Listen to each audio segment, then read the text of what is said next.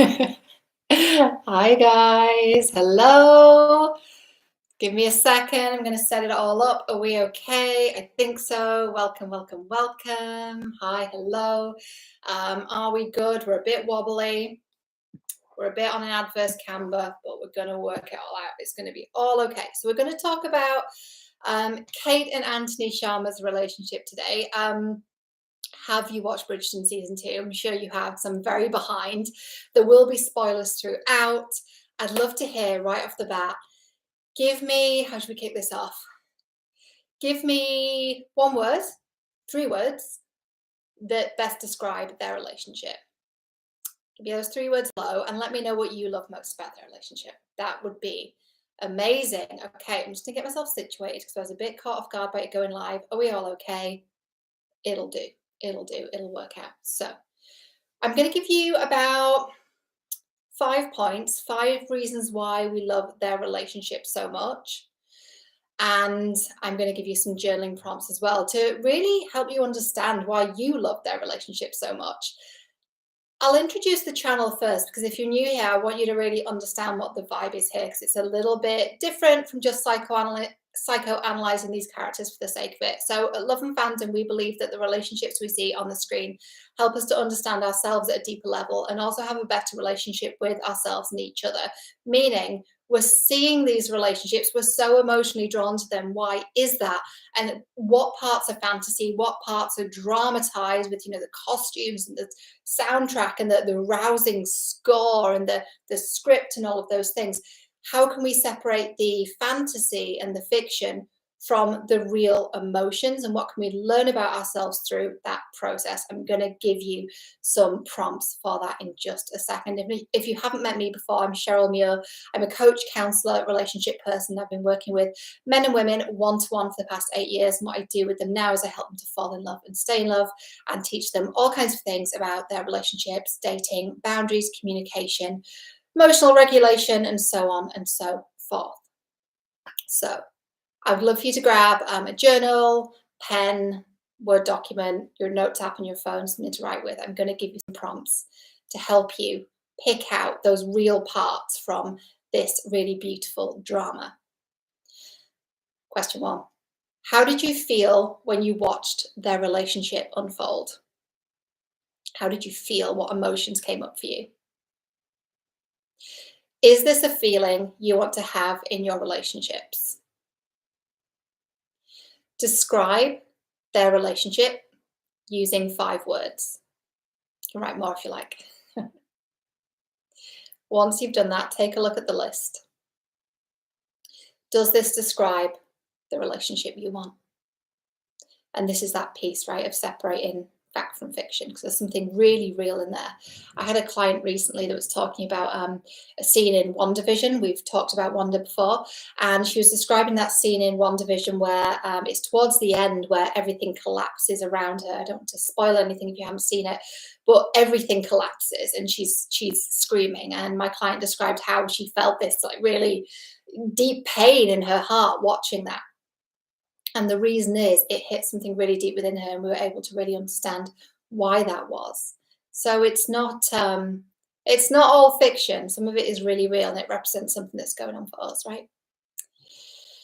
So you've got your list. Does it describe the type of relationship you want? And then what thoughts come up when you think about having a relationship like this? What kind of thoughts come up? Do these thoughts move you closer or further away from having that relationship? So what are your thoughts saying? Is it, I could never have a relationship like that. I couldn't have a person like that. That's not real. That doesn't exist. I couldn't have someone that's that devoted to me. What are those thoughts? And just be aware of them. So how did you feel when you watched their relationship unfold? And is it a feeling you want to have in your relationships? Then describe their relationship using 5 words. Look at the list. Does it describe the type of relationship you want?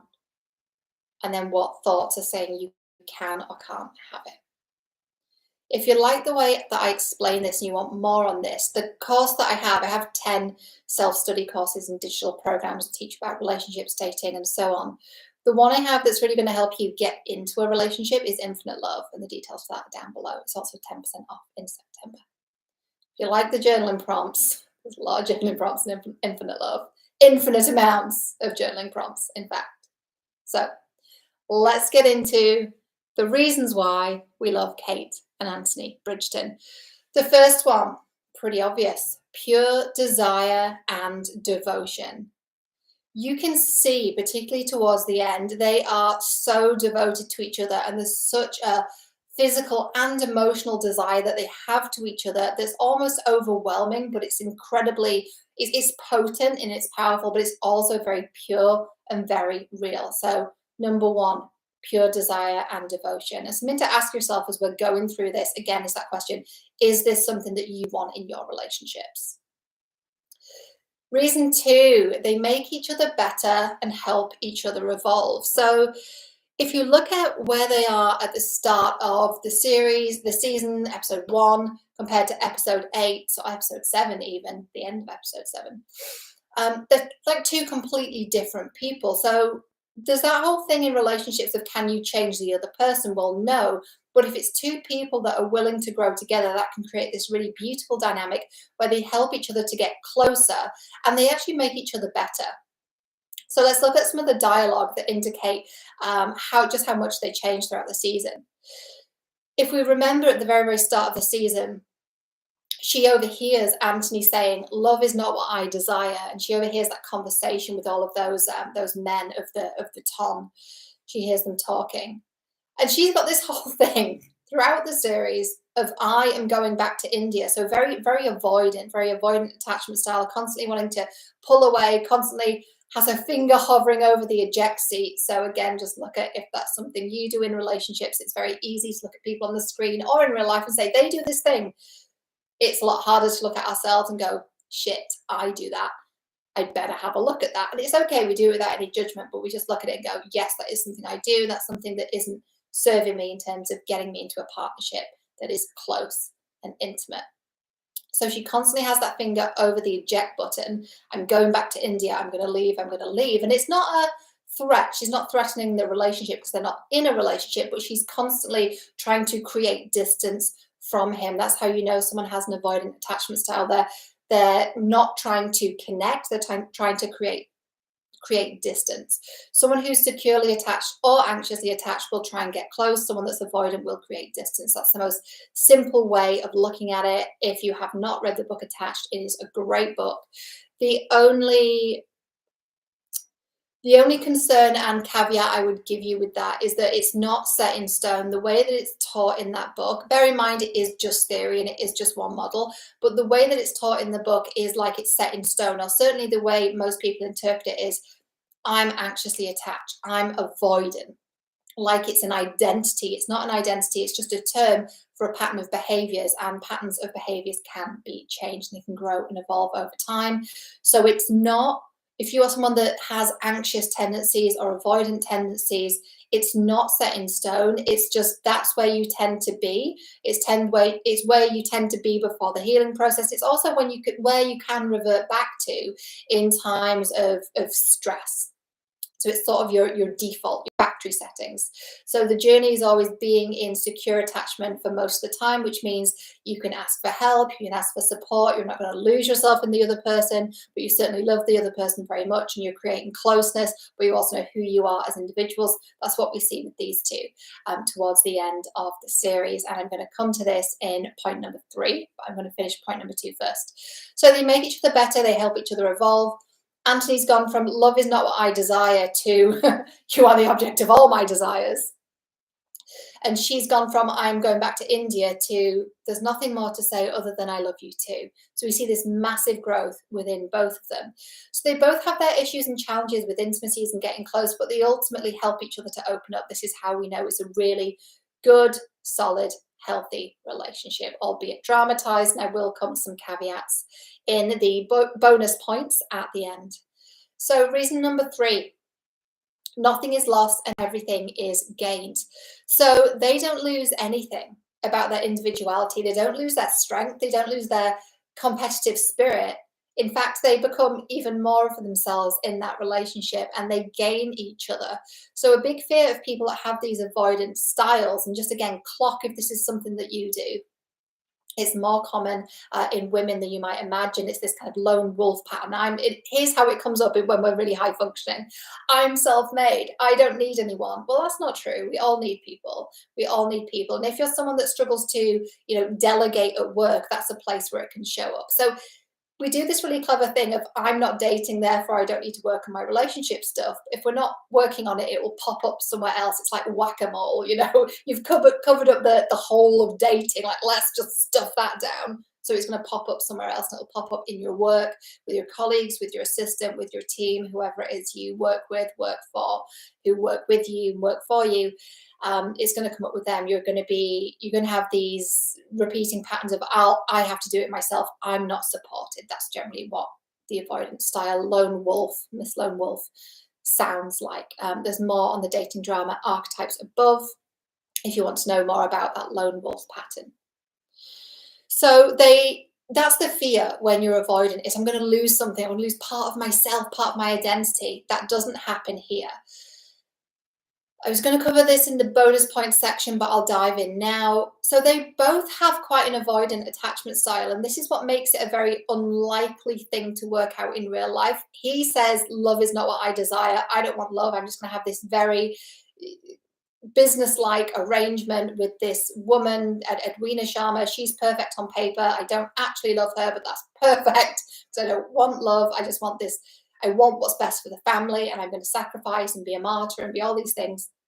That changes towards the end, of course. But he's avoidant. He's pushing love away because he doesn't want to lose love again. Early on in the season, I clocked that and I thought he's lost someone close to him. This is what's happened. Something's happened in his life where he's had a switch that flipped. Something changed in his brain that said, love is dangerous. When you love someone, you lose them. It's too painful, and he's shut down and he does not want that again. They actually say that explicitly. I almost wish that they didn't, because as viewers, we're smarter than that. And you don't have to be a relationship person or work in psychology to know that. It was pretty obvious from the start. Something's happened with this man that's made him shut down. So again, just look at where that's true in your life, where something's happened in a relationship, or even with family, where something's happened, it's made you say, nope, love's not for me, not doing that again, too risky, no, and you've shut down. Very, very hard to open back up when that happens, but it is possible. So they are both very avoidant. She is too. She's constantly just trying to create this relationship for her sister, ends up being with who is the love of her life, but she's very businesslike as well. So they're very similar in that regard. They're very, very similar. And it's Daphne, is that her name? His sister, his older sister, who she clocks what's going on right from the very beginning.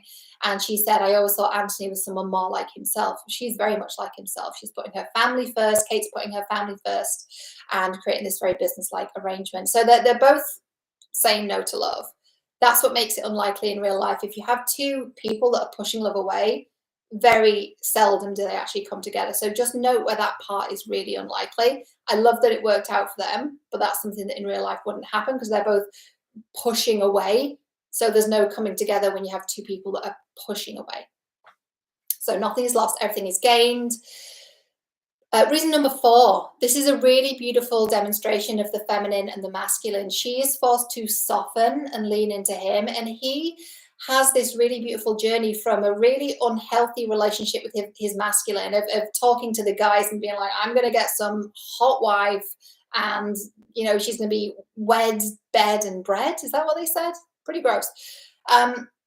He's gone from that to actually being this really open-hearted, very protective man who helps her after the accident. I mean, it's of course all very dramatized and all very romance novel, saving her from a whole horse accident in the rain. Beautiful. We love to see it on screen. But, you know, in reality, that looks like a man who will protect you, help you to feel safe, will take the lead and so on. And that requires us as women to soften, trust, lean back. It's very difficult. We're career women. It's hard, I know. But it's important if we want that man like this to take the lead. And I'm not talking about that in some kind of Victorian or 1950s housewife way. Look for examples in popular culture. If you don't see it in your own life, look for it in popular culture, in celebrity couples where there's two people that are very powerful, that have their own careers, but you see how the woman in the relationship is with him. Or it doesn't have to be a man and a woman, it can be same sex as well, same gender. But just look at the energetic polarities, who's more feminine, who's more masculine, because it's about energy, not about gender. Excuse my phone ringing. So it's not about energies, it's about gender. But just try and find those couples who you can tell how she has softened, right? How has she done that? Just look at how she is with him. Look at her characteristics, right? I feel like I'm at a very, very strange angle here, but my feet were kind of going numb because I was sat on them. So let's try again. I'll get sorted before the next video. We're trying a different background here. So this is an example of what the feminine and the masculine is. This can be a very unpopular concept with a lot of people, especially with a lot of women who call themselves feminists. And here's why. Are we going to go there? I think we're going to go there. Okay, so with women who say feminists, there's two different types of feminism. There's the type of feminism that says women should be paid the same as men and have the same opportunities. All of us agree with that. All of us agree that is a thing that should be transpiring, right? We all agree that is a thing that should be taking place. But when this gets really out of whack and really, really skewed is when there are the women who have this misplaced anger and rage towards men that's unprocessed from their past, and then they wear this badge of feminism that's very extreme and very angry and very full of rage. And it's actually not about equality at all. It's about this deep, deep, deep distrust of the masculine. So just notice that. Those women who are very, very, very angry at men generally don't have good relationships with men, either with the men in their life romantically or with their father, frankly. Notwithstanding decisions you might have made from a healthy point of view of like, this relationship is not good for me and therefore I'm going to go no contact, or whatever you decide. Notwithstanding that, talking about the women with unresolved father wounds, typically it manifests itself that way, this deep hatred. I think it was Marianne Williamson that said, anger is the white sugar of activism, right? It is. It's not sustainable to create change from a place of anger. And we need each other. We need each other. I wish that you all could sit in on sessions I have with men when they're talking about their relationships. They're just the same as us. There are, of course, some differences, but emotionally it's the same. I've had men weeping on calls with me, in session with me, when they talk about their relationships. Their hearts are the same as ours. I wish you could sit in on those sessions. You would understand them so much deeper. It's beautiful. I feel very, very lucky to be able to help men in that way. So I work mainly with women, but of the men I work with, to help them open up and feel their feelings and let them know it's okay to do that. It's a really beautiful part of this work, and it's a real privilege and an honor for me. So the vibe here is we love men. We love our men. We love them. We love them. And so when you see these types of things on the screen, just know that the barrier that can be in the way a lot of the time is this father wound. I go into the father wound and how to heal it in the Kickstarter collection. I think that's the course where I lead you through that. So the details in the comments below for the Kickstarter collection.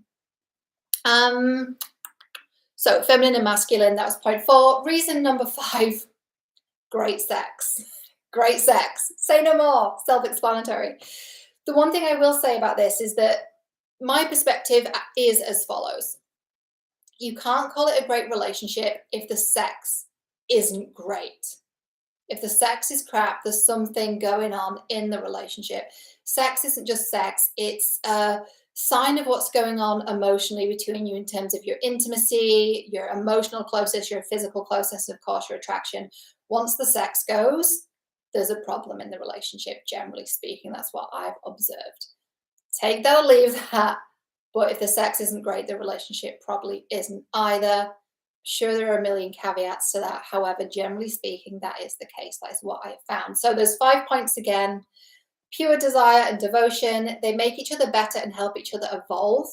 Nothing is lost and everything is gained. Feminine and masculine, and great sex. They are the 5 reasons why we love them. If I've missed anything, please pop it down in the comments below and let's get you some bonus points.